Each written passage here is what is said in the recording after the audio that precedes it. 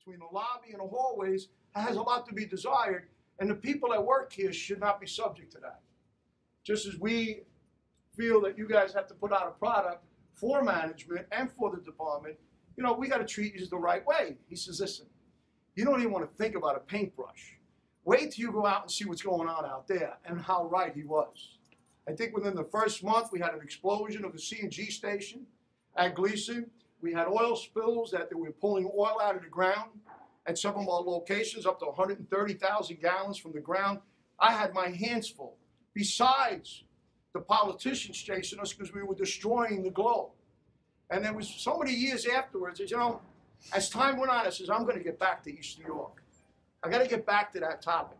And so about 2 years ago, I came up, I said, you know what, Reese, come in here. We got to do something here.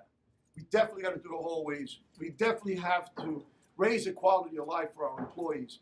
And not only that, but the embarrassment of when other contractors or vendors come in the building and you come down here and the lobby the way it looked and the hallways with the cables hanging down, no paint, as you know, okay? It was embarrassing. I don't know if it was embarrassing to you, but it sure was embarrassing to me.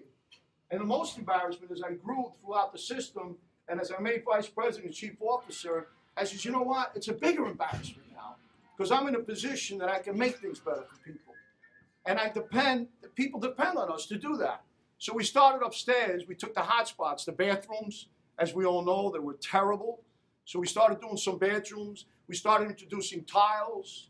And we started changing the way we did business here. Then one of the biggest challenges, when I stood here one day, I said, Reese, now what are we going to do?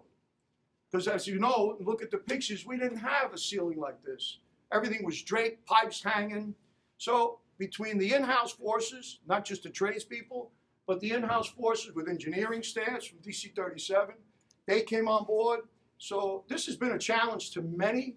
And as I look around and I see people smiling and keep thanking me and thanking me, thanks for thanking me, but you know what? Who really did it is the people that are standing in this room. From the electricians, plumbers, masons, carpenters, sometimes the painters. I'm sorry. You know, what gets me, he walks around with clothes, and I know the paint he's got on those clothes is from Subway's paint. That ain't my paint. And he's been here 3 years. So, but you know what? With all due respect, I can say to you, this is one of the things that I have left in my bucket to do. And I'm so proud of the people that are standing in this room right now. I can't tell you how proud I am of every one of you who's in here, because everybody here took part in it, whether it be the mason, the carpenter, the plumber, or the administrative staff that had to be inconvenienced of walking up these steps, walking around the far end, and the interruption of services on the elevator and the lobby.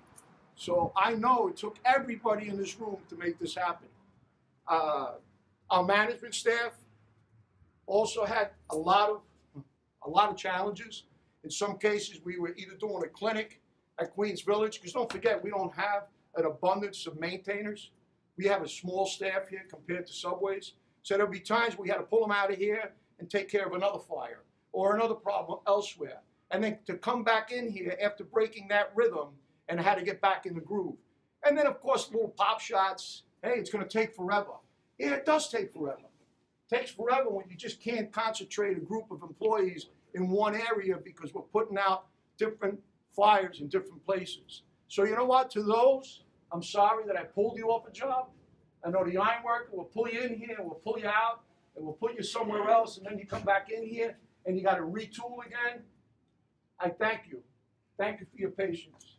It was not your doing, it was our doing, because of the stress and that's on this job on all of us.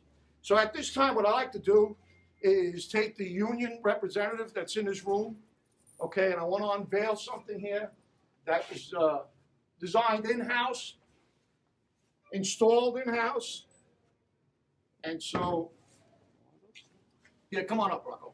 Come on up. Come on up. Come on up. You need help. We're getting to that age there, so this is for you guys. Thank you for all your hard work.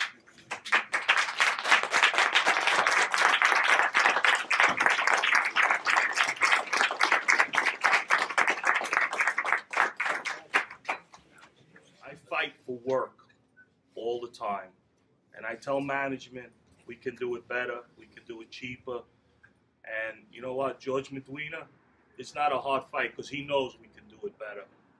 And here it is, the proof is right here, how good a job we did. And it makes my job easier.